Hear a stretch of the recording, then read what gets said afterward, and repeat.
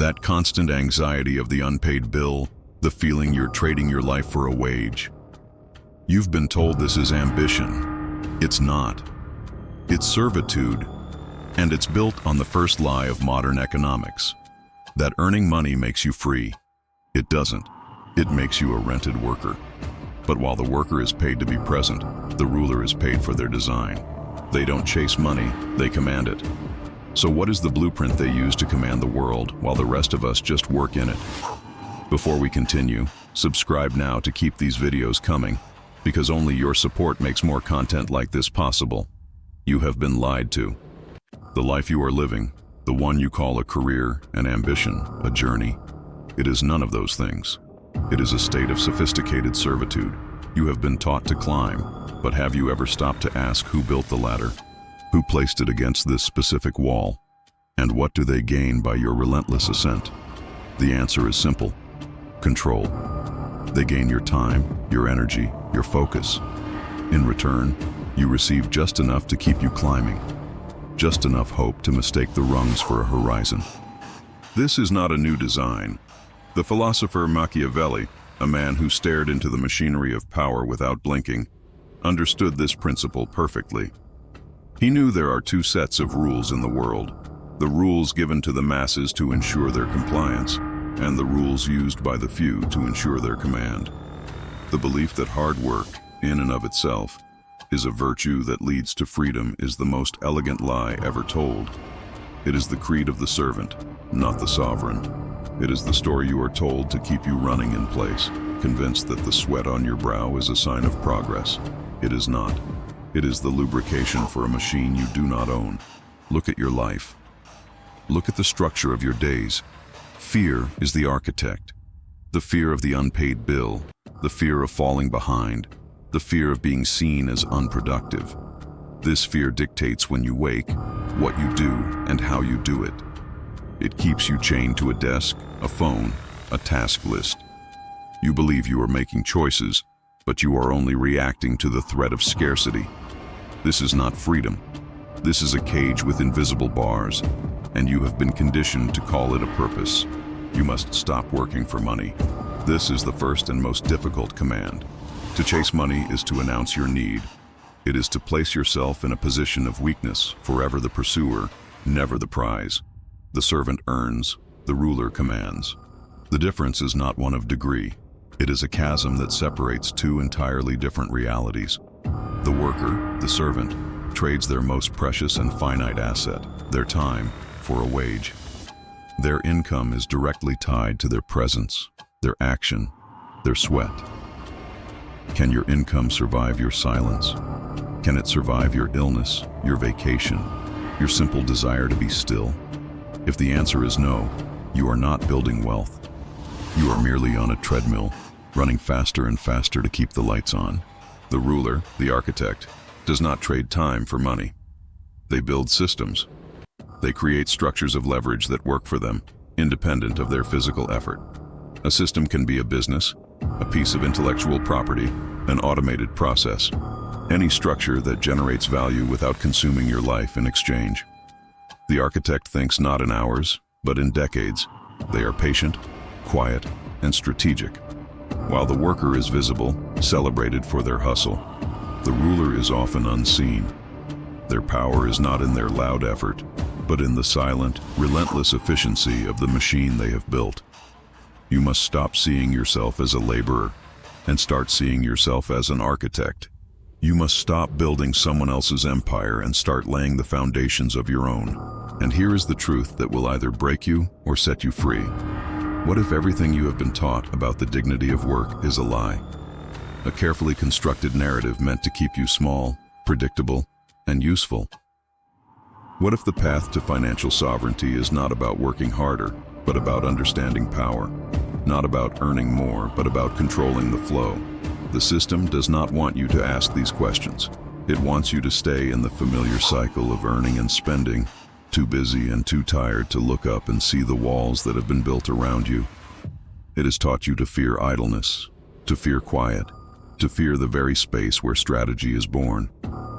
You believe you are chasing freedom, but what if you are only running from the terrifying truth of your own power? the power to stop chasing, to reject the script, and to begin, finally, to command. The first rule of your new existence is an act of profound rebellion. You must stop chasing money and begin to command it. This is not a clever turn of phrase. It is the fundamental law of power. To chase is to be the servant. To command is to be the sovereign. The system has trained you, with relentless precision, to confuse the two. It has taught you to equate effort with reward, to believe that your exhaustion is the price of your security. This is the foundational lie upon which your prison is built. Consider the architect and the laborer, both focused on the same fortress. The laborer, the worker, arrives at dawn. He feels the rough texture of the brick, the weight of the stone. His reality is defined by physical toil, the strain in his back, the sweat in his eyes, the burning of his muscles. His value is measured in the number of bricks he can haul in an hour. When he stops, his value ceases. He is paid for his presence, for his motion, for his sweat. He is building, yes, but he is not in control of the design. He sees only the next brick, the next wall, never the grand structure he is helping to erect. He is a component, interchangeable and exhausted. Now, look at the architect, the ruler. He may not lift a single stone. His work is done in the quiet of his study, with a blueprint and a long view. He does not think in hours, but in angles, in defenses, in foundations that will outlast him. His power is not in his effort, but in his design, in the structure itself. The structure is his system of leverage. It is a machine that functions according to his will, long after he has laid down his pen. He commands the outcome not through brute force, but through strategy. The fortress rises because of his vision, and it is his vision, not his labor, that holds the ultimate power. The laborers are paid a wage. The architect commands the fortress. Why have you chosen to be the laborer? Why do you insist on earning your freedom with the sweat of your own brow when you could command it with the force of your own mind? You have been taught that this kind of work, this quiet, strategic command, is not real work. You have been conditioned to see value only in visible effort, in the hustle that can be broadcast and applauded. This is a trap. The system celebrates your toil because it profits from it. It keeps you focused on the weight of the next brick, so you never have the time or the energy to look up and see the blueprint of the entire prison. Here is the twist that will unlock your chains or tighten them forever. Your relentless hard work is not your path to salvation. It is your most profound distraction.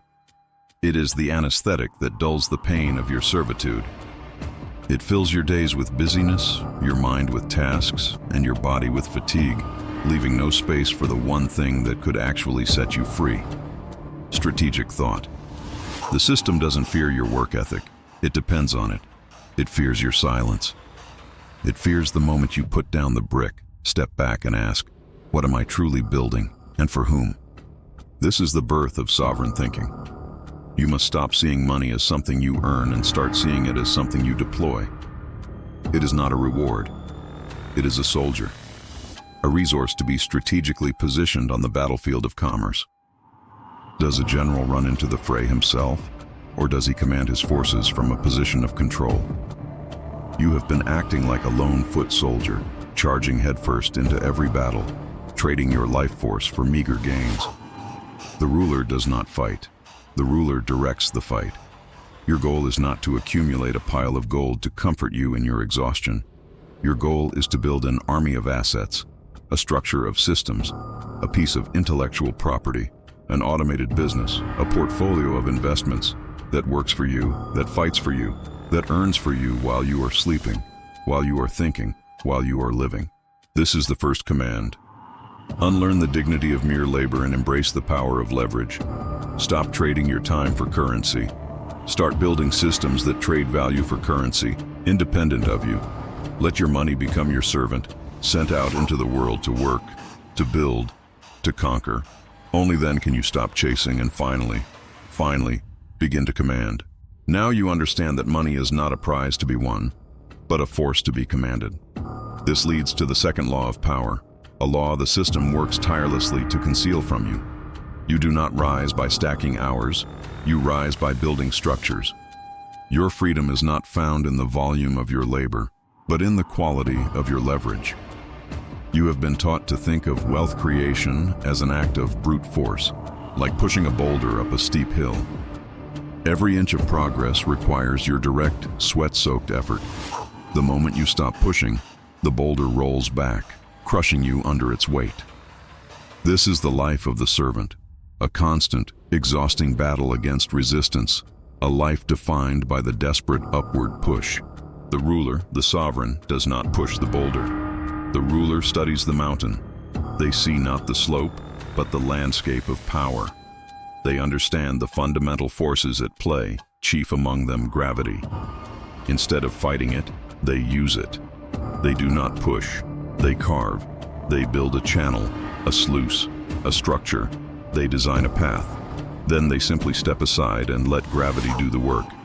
The water of wealth, the flow of currency, now moves on its own, pulled relentlessly toward the destination the ruler designed. The system does the work. Its pull is silent, effortless, and perpetual. The servant's work is loud, visible, and ends the moment they do. The ruler's work is quiet, invisible, and once built, never stops. What is this structure? It is any mechanism that separates your income from your time. It is the line of code you write once that executes 1,000 times a second for others. It is the license for an idea you had 3 years ago that pays you a royalty today while you read a book. It is the automated business that captures a lead, nurtures a customer, and delivers a product while you sleep. It is the contract that binds value to your design, not your presence. These are the channels. These are the systems that command the flow of money toward you, pulled by the undeniable gravity of the value you have structured into the world. Society does not want you to think this way. It has a vested interest in your exhaustion. It glorifies the grind, celebrates the hustle, and erects monuments to the burnt-out laborer. It creates a spectacle of busyness, a theater of effort, so you will mistake motion for progress. Why? Because a population pushing boulders is a predictable, manageable, and profitable workforce. A population of architects quietly carving channels is a threat to the established order. They cannot be easily controlled. The noise of the grind is the system's most effective anesthetic. It keeps you so focused on the strain of the push that you never have the mental space to look at the mountain and see the possibility of a different path. It keeps you from the silence. Ask yourself again, but this time, understand the true depth of the question. Can your income survive your silence? Can it withstand your vacation, your illness, your decision to spend a month in quiet contemplation? If your earnings depend on your voice, your hands, your daily presence, you are not free. You are merely a well-compensated servant, your cage gilded with the illusion of success. The ruler's power is proven not in their activity, but in the productivity of their absence. Their silence is the ultimate sign of their command, for it is in that quiet space that their systems are truly tested. And a well-designed system never fails the test. This is the fundamental shift you must make. You must stop thinking like a laborer who sells their energy and start thinking like an architect who designs a gravity well. Your primary work is no longer the doing of the task, but the creation of the system that does the task. Your goal is not to be the strongest pusher, but the most brilliant designer. Let the others celebrate their exhaustion. Let them wear their long hours as a badge of honor. It is the mark of the servant. Your victory will be different. It will be quiet. It will be the steady, uninterrupted flow of resources through the channels you built, a silent testament to the day you stopped pushing against the world and instead commanded it to move for you. You have grasped the first two laws: to command money, not chase it, and to build structures, not just labor within them. This leads you to the third law, the keystone in the arch of your sovereignty. You must master the principle of leverage. Leverage is not merely a tool. It is the physics of power. It is the force that allows a single mind to move a mountain of capital, to influence an entire industry, to build an empire from a quiet room. You have been taught to think in terms of addition. 1 more hour of work adds 1 more hour of pay. The sovereign thinks in terms of multiplication. Imagine the worker, the servant, toiling in an open field. He is strong, he is diligent, he is productive. He earns his wage, a fair price for his sweat, but he is utterly exposed. When the economic winds shift, he is the first to feel the chill. When a technological storm rolls in, his skills are rendered obsolete overnight, leaving him with nothing. When the lord of the land decides to plant a different crop, his job disappears. He has no fortress. His only defense is his ability to work harder tomorrow than he did today, a desperate race against an inevitable decline. His income is his only wall, and it is a wall made of paper, dissolving in the first rain of uncertainty. He is vulnerable because he possesses no leverage beyond his own two hands. Now, see the ruler. The ruler does not toil in the open field. The ruler builds a fortress on high ground. This fortress is his structure of leverage.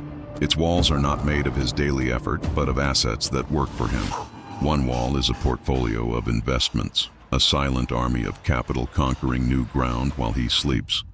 Another wall is a piece of intellectual property, a book, a patent, a brand, that provides a stream of royalties, a tribute paid to a past moment of brilliance.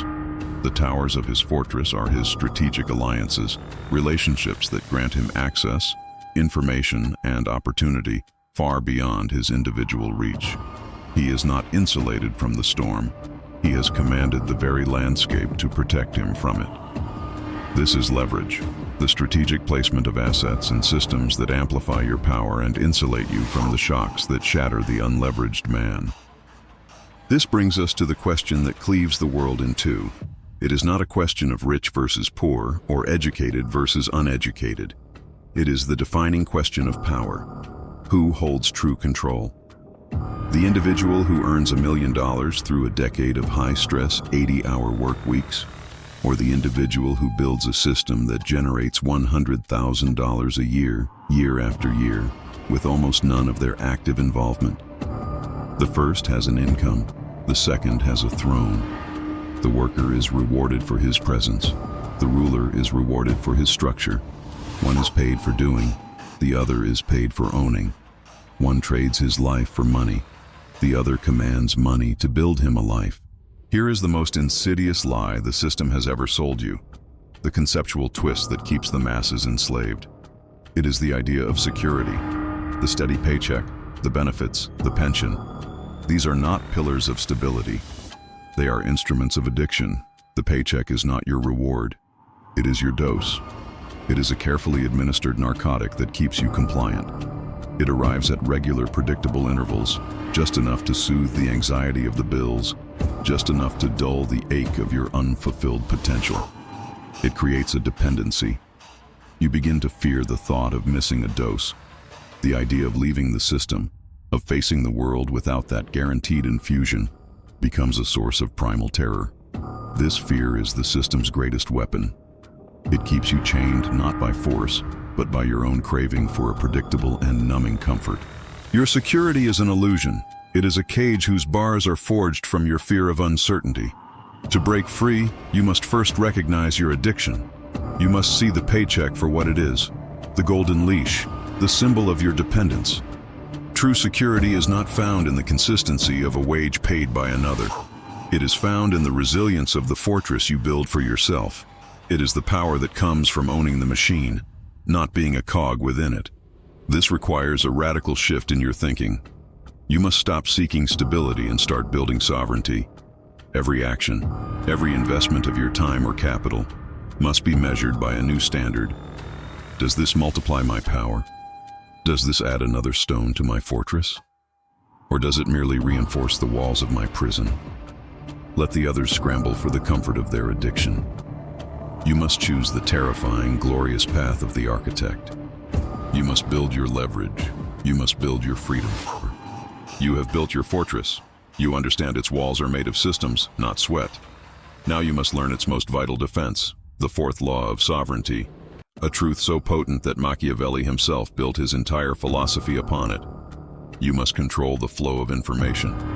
The path to power is paved with the things you do not say.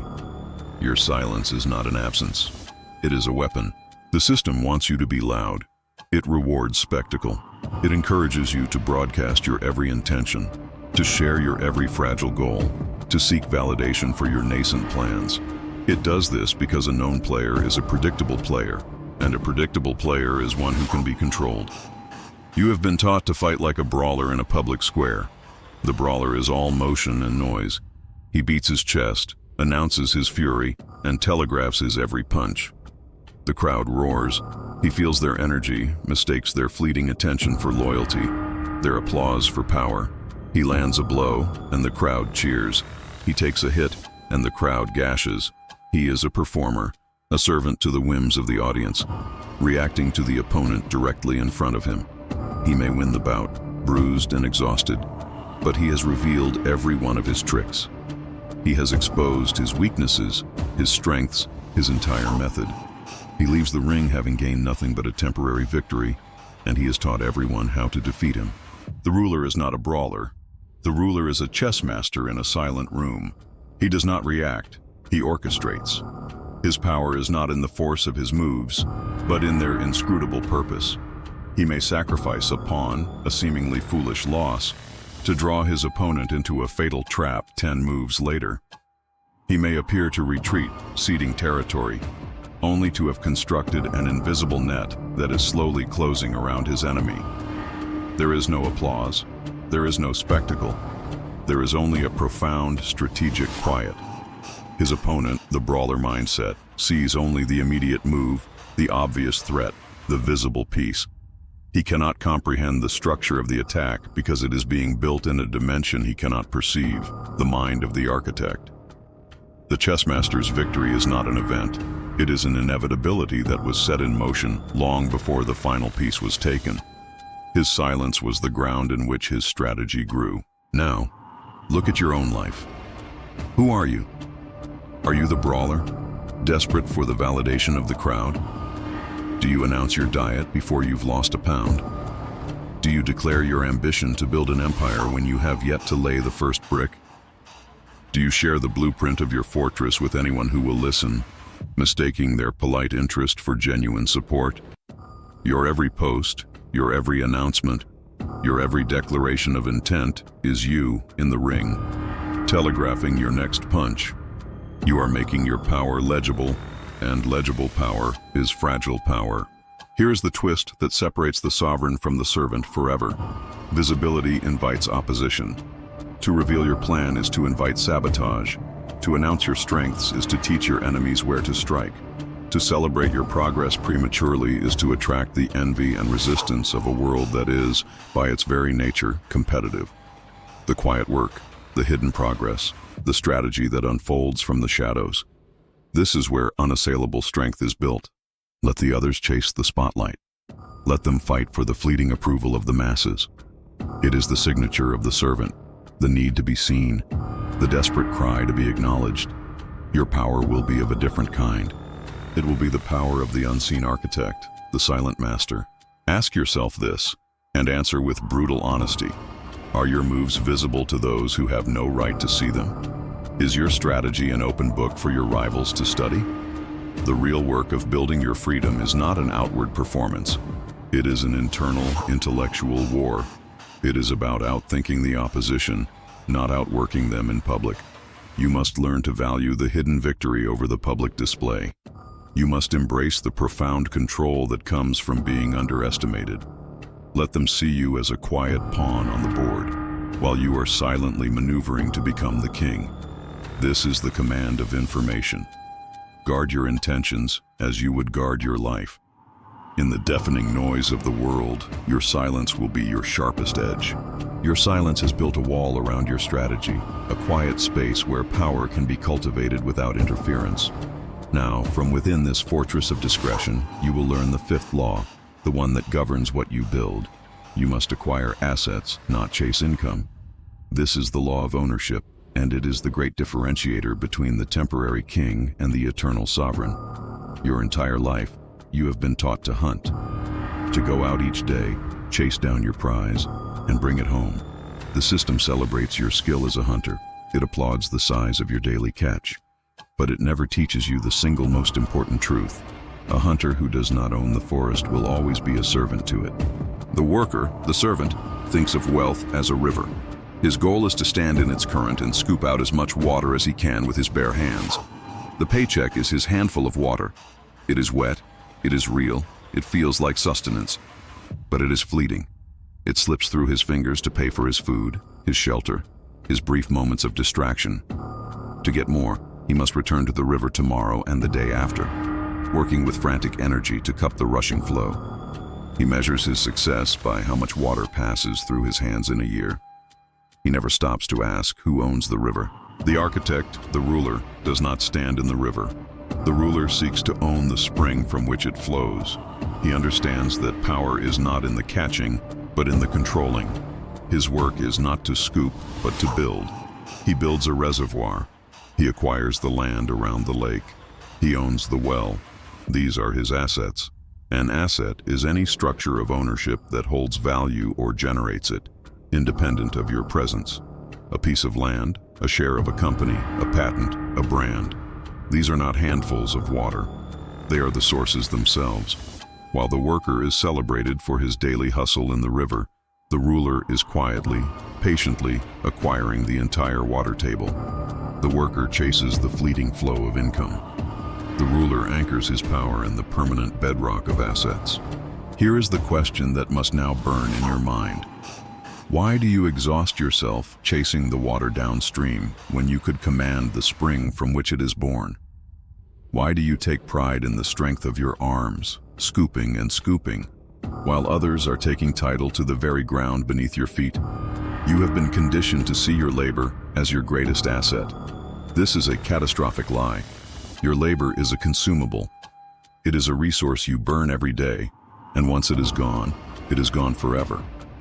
To trade this finite, precious resource for a fleeting wage is the worst transaction a human being can make, and here is the truth that will feel like a blade twisting in your gut. This is the source of the unease you feel after a long week of work, the hollowness that no paycheck can ever truly fill. Your effort without ownership is a perpetual cycle of loss. Every hour of overtime you worked did not just build your paycheck, it built your employer's asset. The sweat on your brow did not forge your freedom. It polished a jewel for another man's crown. The brilliant idea you had in a meeting, the one that increased company profits, was not a step on your ladder. It was another brick in your master's fortress. You have been building. Oh, you have been building with ferocious dedication, but you have been building for them. You have been trading the gold of your unrepeatable lifetime for the lead of a temporary wage, while the system you serve converts your labor into the enduring steel of its own assets. This realization is not meant to break you. It is meant to awaken you. It is the cold, shocking baptism into the world of the sovereign. From this day forward, you must judge every action by a new and ruthless standard. You must look at every opportunity, every project, every hour of your day, and ask the defining question: does this create an income, or does this build an asset? Am I chasing a wage, or am I acquiring a piece of the world? Let the servants fight over the scraps from the table. You will no longer be concerned with the meal. Your entire focus, your entire strategy, will be on owning the table itself. This is the fifth law. This is the path to building a vault so deep and a fortress so strong that the world cannot help but pay tribute to you. Stop hunting. Start owning. You have begun to acquire the land, to own the springs from which the river of wealth flows. You are no longer the desperate man cupping water from the stream. You are the architect of the reservoir. This shift from earning to owning brings you to the sixth law of sovereignty, the law that will protect your burgeoning empire and amplify your influence beyond measure. You must master the art of strategic silence. Power does not shout. It listens. It does not boast. It observes.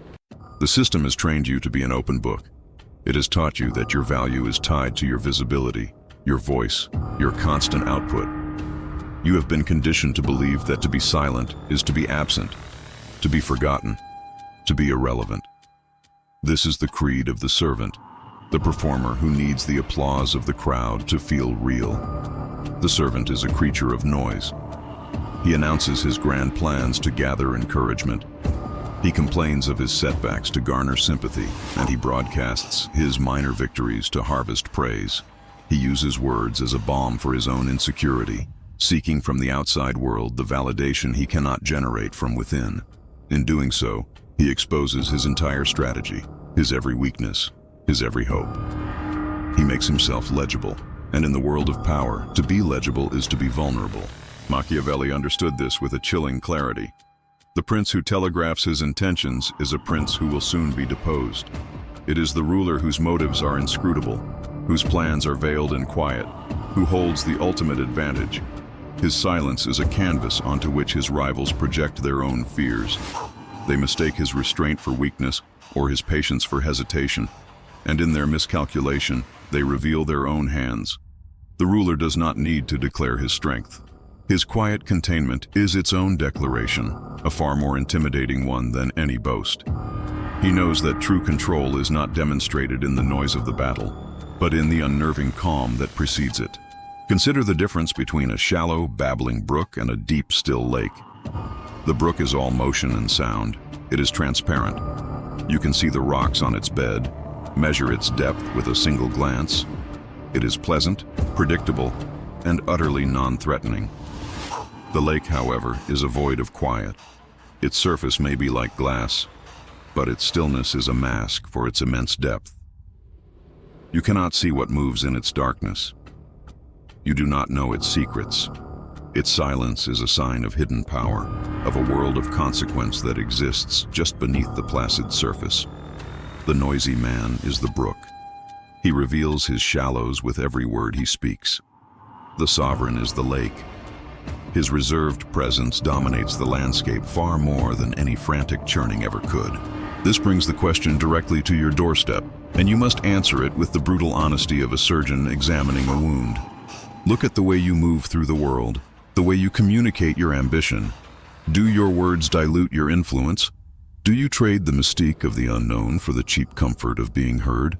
Every time you reveal a plan before it has borne fruit, you give the world a chance to interfere. Every time you explain your strategy, you teach your rivals how to counter it. Every word spoken from a place of need of seeking approval is a drop of power willingly bled onto the ground. You are weakening your own foundation. Here is the final exquisite twist. In an age of perpetual noise, in a world screaming for attention through a million digital megaphones, your silence becomes your most potent weapon. The system has created a global theater of distraction, encouraging everyone to live their lives on a public stage. It wants you to share, to post, to declare, to join the meaningless chorus. This frantic chatter is not a sign of connection. It is the hum of the machine, the sound of a million servants reassuring each other that their cages are comfortable. When you refuse to participate, when you cultivate a strategic and imposing silence, you become an anomaly. You become a force that cannot be easily categorized or dismissed. Your restraint in a world of indulgence is a statement of absolute self-control. Your quiet in a world of noise is the loudest sound of all. It signals that your validation comes from within, that your plans are too important to be exposed to the casual air, and that your power is self-contained. This is the mark of the true ruler. Let the others fight for the microphone. You will command the room by owning the silence within it. Your silence has given you command of the room. This external quiet, however, is merely the shadow cast by a far greater power, a force cultivated in the unbreachable fortress of your own mind. This brings you to the seventh law, the principle that elevates you from a mere builder of wealth to a true sovereign. You must achieve emotional detachment from the outcomes of money. True power is not financial, it is psychological. Your freedom is not measured by your net worth, but by the degree to which your inner peace is no longer for sale. The system has engineered you to be an emotional slave to currency. The worker's entire existence is a violent pendulum swinging between two poles, the fleeting euphoria of a paycheck and the gnawing anxiety of a bill. His mood is a direct reflection of his bank balance. He is a ship without a rudder, tossed about by the chaotic waves of the market, celebrating the calm and panicking at the storm. His happiness is a commodity, bought by gain and sold by loss. He is rich in feeling, but impoverished in control. The ruler, the architect, has renounced this servitude. He has undergone a profound internal alchemy. He views money not as a source of emotional validation, but as a tool, as inert, as impersonal, as a hammer or a chisel. It is an instrument to be wielded, not a deity to be worshipped. Consider the architect once more, standing on a high promontory, gazing down at the immense project of his fortress. Below, There is chaos. A wall collapses. A shipment of stone is delayed. The workers curse and sweat. Does the architect fall to his knees in despair? Does his heart race with the panic of the laborers? No. He observes. He calculates. The collapse is not a tragedy. It is a data point. The delay is not a disaster. It is a variable to be entered into a larger equation. His calm is not born of apathy, but of perspective.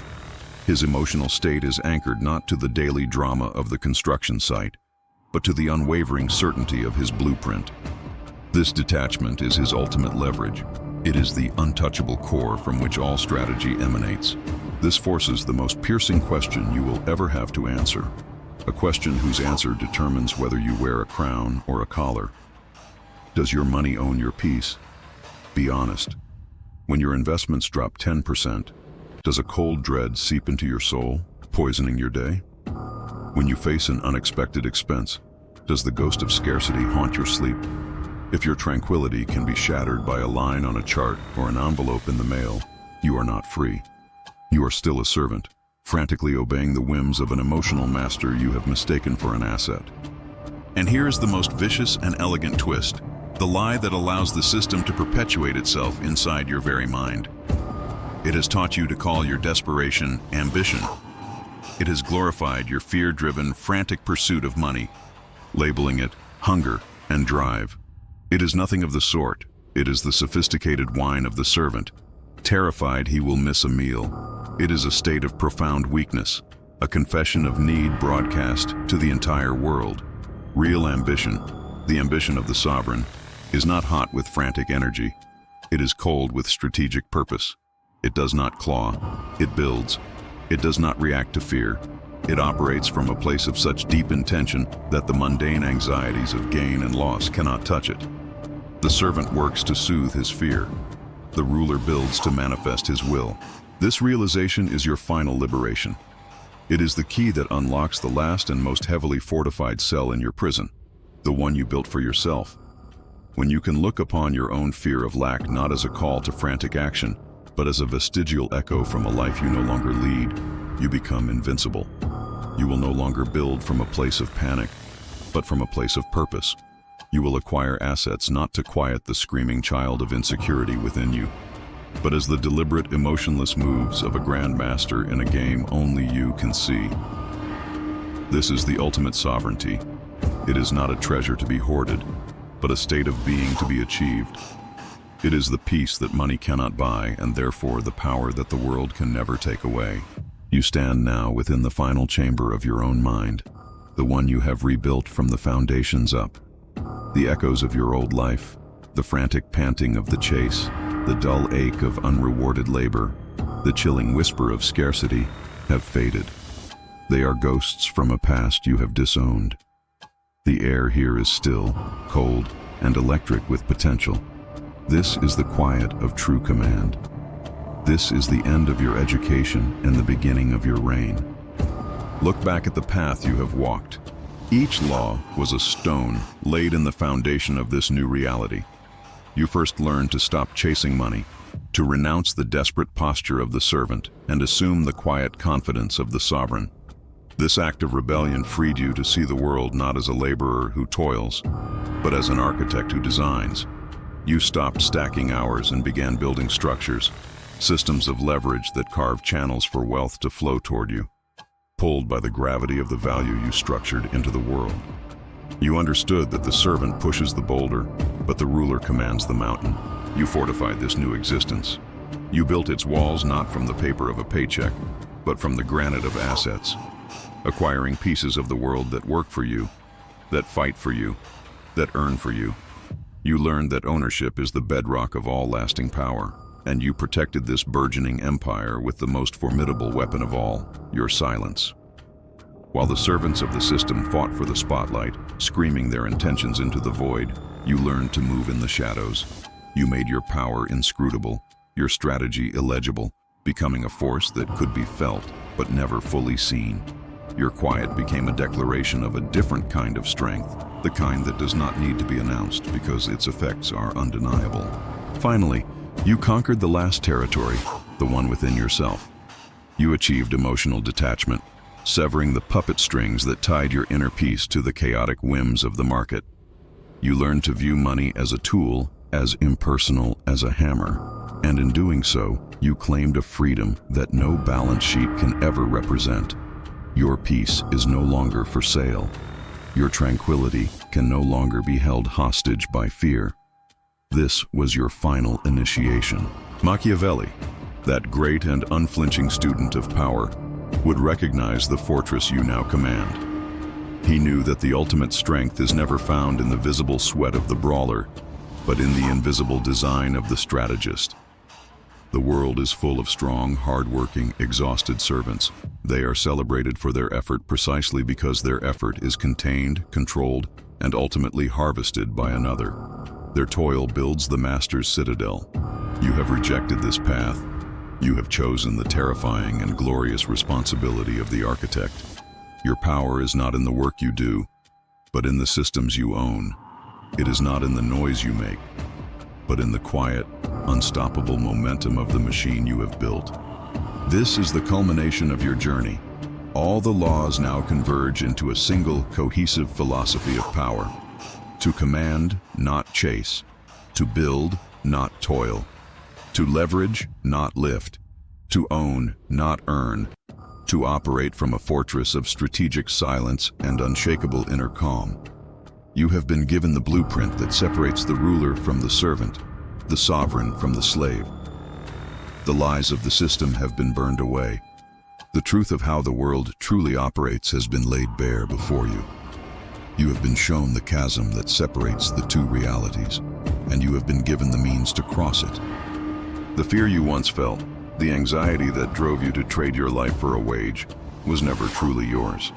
It was an instrument of control, placed in your mind by a system that profits from your predictability. Cast it aside. You are not a cog, designed to spin in your designated place until you wear out. You are a force, an architect, a will that imposes its design upon the world. This knowledge, this entire structure of thought, is no longer a lesson to be learned. It is a weapon in your hand. Use it.